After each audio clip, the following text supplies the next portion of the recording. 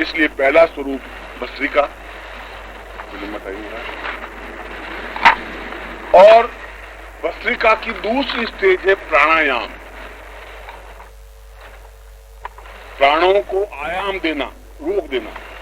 प्राणों को गतिशील करने की क्रिया तो बाद की बात। प्राणायाम का मतलब है, भस्त्रिका का मतलब है पहले खत्म कर देना। और सब कुछ खत्म करने की क्रिया जब आपके पास आ जाएगी, और नित्य व्यक्ति को कम से कम 17 से 20 मिनट के बीच भस्त्रिका करनी चाहिए, 3 टुकड़ों में। एक टुकड़ों में तो आप 17 मिनट भस्त्रिका कर ही नहीं सकते। 3 टुकड़ों में पहले आप 1 मिनट तक भस्त्रिका करें। इन्होंने जो भस्त्रिका भी की, घड़ी आपने देखी होगी तो शायद ये 50 सेकंड हुए होंगे, 52 सेकंड हुए होंगे, और 52 सेकंड में सांस फूलने लग गई, हाँ हूं करने लगे। ये तो 1 मिनट का क्रिया है। मैं तो 17 मिनट कह रहा हूं। और 17 मिनट तक पहुंचने से पहले आप भस्त्रिका पहले 10 सेकंड से शुरू करें। पहले 10 सेकंड तक करें, फिर 15 सेकंड तक करें, 20 सेकंड तक करें, 25 सेकंड तक करें। मगर भस्म करने के लिए आपको 17 मिनट की भस्त्रिका करनी जरूरी है। और 17 मिनट तो 24 घंटों में तो बहुत छोटी सी अवधि, बहुत लंबी अवधि है ही नहीं। क्योंकि काल पर नियंत्रण प्राप्त करने के लिए पूर्ण भस्त्रिका जरूरी है। और उन्होंने, पातंजलि ने, इसको आयामों में बताया है। उस समय जो काल को नापने की जो क्रिया थी वो आयाम थे, गति थी। अब हमने घंटा और मिनट और सेकंड बांध दिए। मैं उस घंटा मिनट में कन्वर्ट करके समझाऊं तो आपको नॉर्मल वे में भस्त्रिका का पूरा अभ्यास 17 मिनट का होना चाहिए। प्रारंभ में 17 मिनट नहीं हो सकते, मैं भी मानता हूं, क्योंकि प्राण तत्व तो आपके पास है नहीं, देह तत्व तो है। मगर शुरू में आप 1 मिनट तक भस्त्रिका करें, बहुत फोर्स के साथ, बहुत ताकत के साथ करें। सब कुछ अपने आप को फेंकने की क्रिया करनी पड़ेगी, और ऐसा करेंगे तो सही रूप में भस्त्रिका हो पाएगी। और प्राणायाम क्रिया, प्राणायाम का मतलब है, प्राणायाम के 3 रूप हैं, पूरक, फिर कुंभक और रेचक। ये भस्त्रिका के बाद ही हो पाएगा प्राणायाम। प्राणायाम तो बाद ही, प्राणों को रोकने की क्रिया तो बाद में ही आ पाएगी। प्राण आयाम देना है। पूरक का मतलब है नथनों के माध्यम से सांस को, मुंह के माध्यम से नहीं, नथनों के माध्यम से कह रहा हूं, नथनों के माध्यम से सांस को खींच करके जाने की क्रिया को पूरक कहते हैं। ये सब है पूरक। और उस वायु को नाभि स्थल पर रोक देने की क्रिया को कुंभक कहते हैं। और वहां से वापस नथनों के माध्यम से श्वास को बाहर निकाल देने की क्रिया को रेचक कहते हैं। पूरक, कुंभक, रेचक। और पूरक करने के पहले पूरक सही प्रकार से हो, क्योंकि श्वास जब ये भस्म हो जाएगा तो आपका सारा कंठ प्रदेश स्वच्छ हो जाएगा।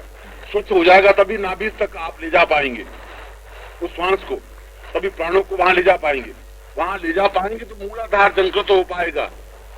मूलाधार को जंकृत करने के लिए वह फोर्स जरूरी है प्राणों का।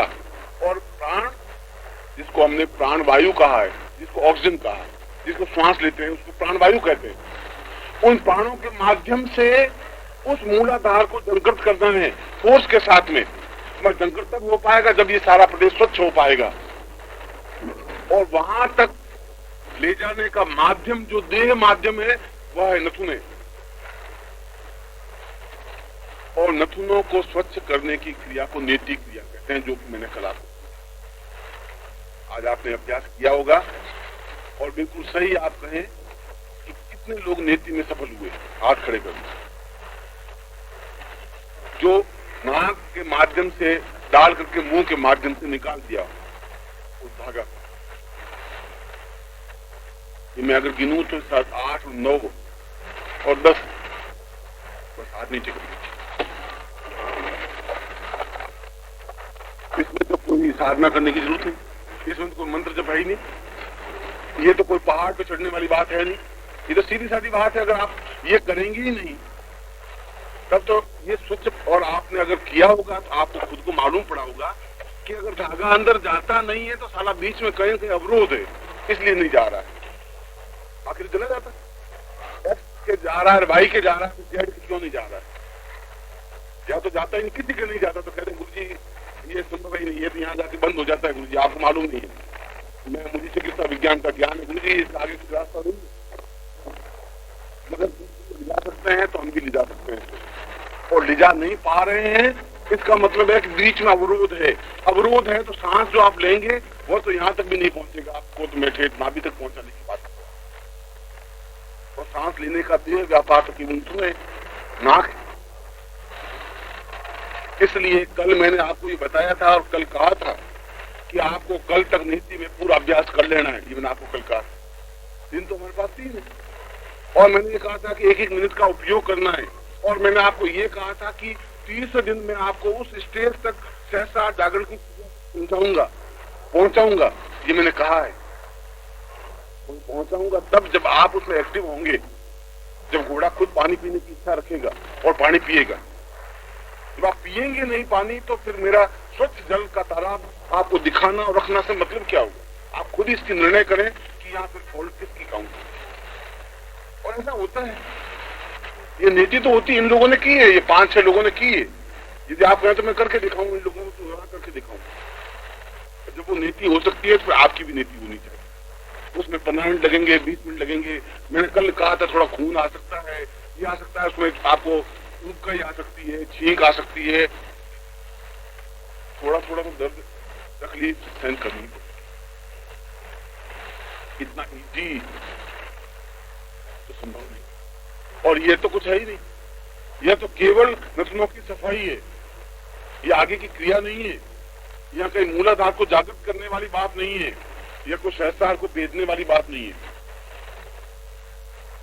मगर निश्चित रूप से आज शाम के प्रवचन तक आपका इसका पूरा अभ्यास गारंटी के साथ होना जरूरी है, आपको करना ही है। अगर आप मर जाएंगे तो मैं आपको जला दूंगा, कितना विश्वास रखिए। लकड़ियों का खर्चा मैं करूंगा, मगर ये होना आपके द्वारा जरूरी है। इसमें कुछ रियायत नहीं हो पाएगी। ये आप केवल इतने में से केवल 5 देंगे तो हाउ इट पॉसिबल, क्या होगा फिर, कैसे संभव हो पाएगा? आप नीति दीजिए, नीति का अभ्यास कीजिए। 1 बार नहीं कर पाएंगे सफलता, 2 बार नहीं हो पाएगी, जरूरी 5 बार नहीं हो पाएगी। मैं भी कह रहा हूं कि पहली बार 17 मिनट का भस्त्रिका नहीं हो सकती। मैंने ये नहीं कहा कि नहीं कल से 17 मिनट का अभ्यास तुम्हारा हो जाना चाहिए, ऐसा मैं नहीं कह रहा हूं। मुझे मालूम है एक साथ 17 मिनट का अभ्यास नहीं हो सकता, तो मैं वैसी आज्ञा भी नहीं दे सकता। मगर ऐसा मैं समझ सकता हूं कि आधे घंटे के प्रयत्न में नीति हो सकती है, इसलिए मैं कह रहा हूं आपको नीति हो जानी चाहिए। यदि उसमें डिफिकल्टी 2-3 ही तो आ सकती है, तो उबकाई आ सकती है, या उल्टी हो सकती है, या घबराहट हो सकती है, या छींक आ सकती है, या मामूली कहीं बीच में प्लॉट होगा तो खून आ। और उन लोगों से जिन्होंने किया है उन लोगों से अभ्यास करिए, क्योंकि करेंगे तो आप आगे प्राणायाम की क्रिया कर पाएंगे। ये थ्योरेटिकल तो आप सीखते आए, समझते आए, मतलब प्रैक्टिकल करना जरूरी है। प्रैक्टिकल नहीं करेंगे तो घर पे आप समझ नहीं पाएंगे। किताब आपको नीति करवा नहीं सकती। किताब तो केवल कह सकती है कि नीति करनी चाहिए, नीति करने से केवल नासिक का प्रदेश स्वच्छ हो जाता है। ये तो मैं भी आपको बता रहा हूँ, नासिक प्रदेश स्वच्छ हो जाता है। होगा कैसे, वो आपको जब यहाँ करेंगे तो आपको मालूम पड़ेगा इसमें कुछ गड़बड़ियां हैं। गड़बड़ियां तो आप मुझे पूछ सकते हैं, फिर मैं आपको ठीक कर सकता हूँ। यद्यपि मेरी इच्छा तो ये थी कि मैं आपको नीति, दोती, व्यवस्थित तीनों क्रिया यहाँ कंप्लीट करवाऊं। नाड़ी शोधन तो तभी हो पाएगा जब दोती वस्ती की तो बहुत आगे की बात, जब नीति नहीं हो पाएगी तो कैसे चलेगा। आज शाम तक आपको इसका कंप्लीट अभ्यास कर देना है, क्योंकि अभी यज्ञ होगा तो यज्ञ में जो भाग लेंगे बाकी लोग इसमें थोड़ा सा टाइम दे सकते हैं, और जो बाकी आपको मंत्र जाप जितना कहा है उतना भी करना जरूरी है।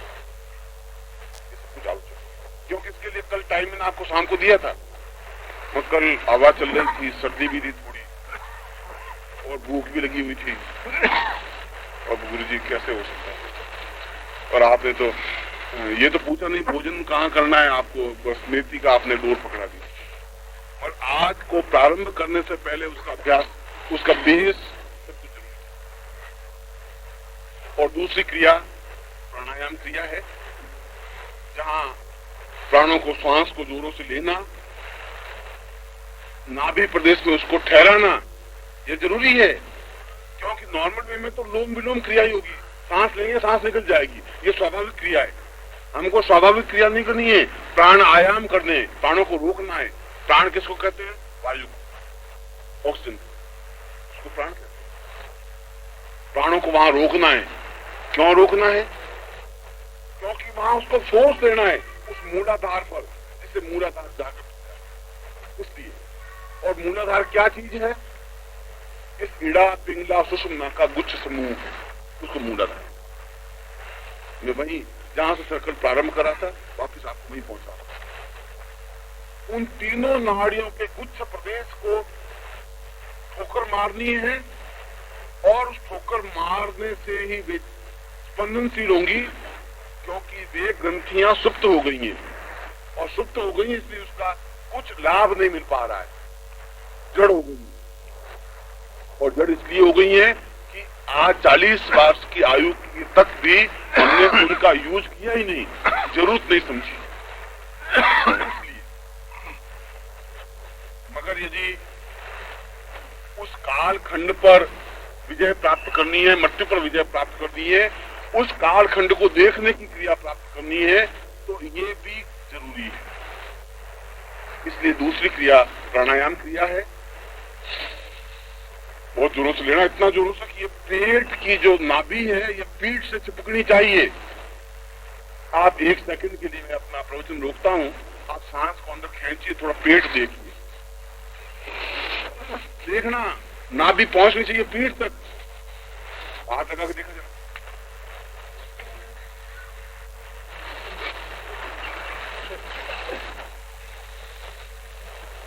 ये तो साला अंदर घुस ही नहीं रहा, क्योंकि गुरुजी हमने बहुत मेहनत पूछ करके तो कमाल करते हैं। 40 साल तक मेहनत की है गुरुजी, बहुत मेहनत की है। सेठों की जैसे टॉन बनानी है। अभी हुआ क्या है, 10 साल बाद हमको देखना, तब आपको समझाएंगे कि हम क्या चीज है। कमाल है, मेहनत की हुई को बिल्कुल बर्बाद करेंगे शादी के अंदर। ये क्या है, हमको भिखमंगे गरीब थोड़ी पिछके हुए पेट वाले नहीं रह सकते गुरुजी। हम तो बहुत ही मस्ती के साथ उसको खूब हाथ फेर फेर करके बड़ा किया, मगर ये सारा बीच वाले मांस को गालना है, जलाना है भस्त्रिका के द्वारा। ये जलेगा उसी से। ये अंदर का सारा मांस, व्यर्थ की जो चर्बी है वह केवल भस्त्रिका के द्वारा जलेगी, इसलिए इसको भस्त्रिका कहा गया। और आप देख लीजिए, महीना भर करके देख लीजिए, आपकी काफी चर्बी कम हो जाएगी। कैप्सूल लेने से, बाकी दवाएं लेने से नहीं हो सकती, ये सीधे साधे क्रिया है। इसलिए जब ऐसा होगा तो प्राण वहां रुक पाएंगे नाभि में, और जब प्राण रुके तब धीरे धीरे उन प्राणों को ऊपर लीजिए, फिर वापस छोड़िए। और नाभि प्रदेश कितना स्वच्छ होना चाहिए ये भी मैं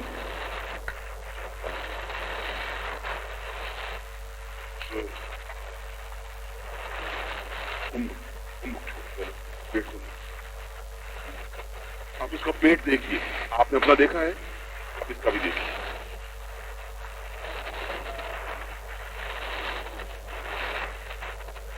तो हमारे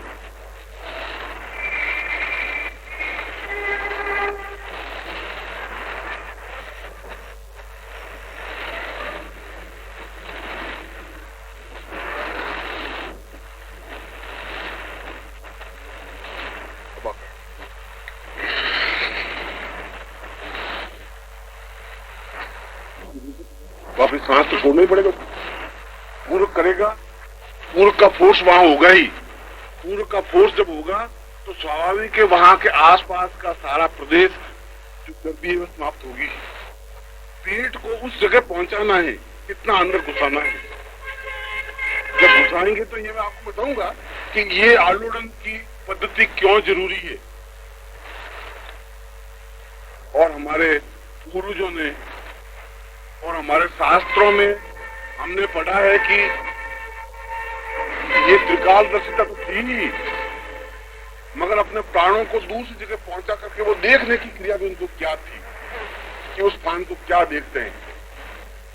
और हमने कई बार ये पढ़ा है, योगी की आत्मकथा में भी पढ़ा है, गोपीनाथ कविराज के ग्रंथों में भी पढ़ा है और दूसरे स्मृतियों में भी पढ़ा है कि एक स्थान से दूसरे स्थान पर वायु की तरह गतिशील चले जाते हैं। अब यहां बैठे और 2 सेकंड बाद वही व्यक्ति आपको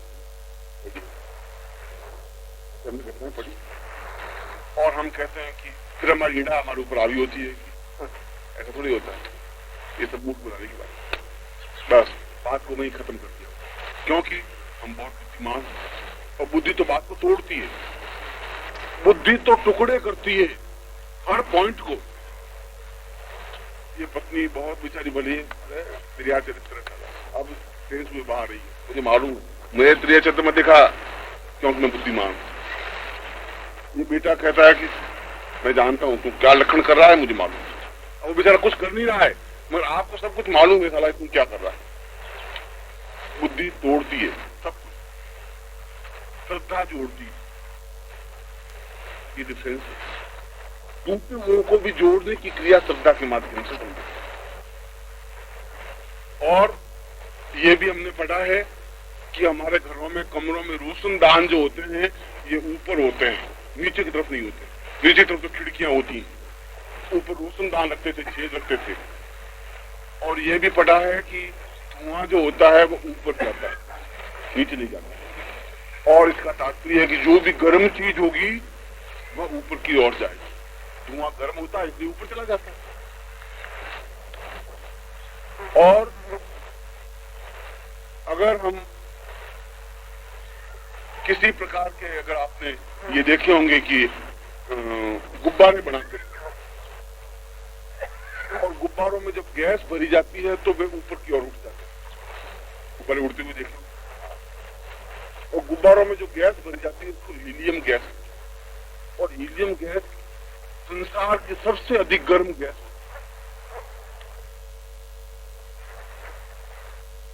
इसका मतलब है कि गर्मी को ऊपर उठाती है, उठती है। ये साइंस कह रहा है, विज्ञान कह रहा है। और उस गुब्बारे के अंदर हीलियम गैस भर दीजिए और उसके नीचे अगर बड़ा गुब्बारा है तो उसके नीचे यदि आप एक मण का वजन बांध देंगे तो मण के वजन को भी वो गुब्बारा खींच करके ऊपर लेके चला जाएगा। ये छोटा सा, ये बच्चे पोपटे बढ़ते हैं, उस पोपटे में धागा डाल दीजिए, नीचे आप लकड़ी का टुकड़ा बांध दीजिए, तो पोपटा उड़ जाए, लकड़ी के टुकड़े को लेके उड़ जाएगा। जितनी उसकी ताकत हो, छोटा सा पोपटा होगा तो लकड़ी के टुकड़े को लेके जाएगा, बड़ा गुब्बारा होगा तो मण भर के पत्थर को भी उठा के लेके जाएगा।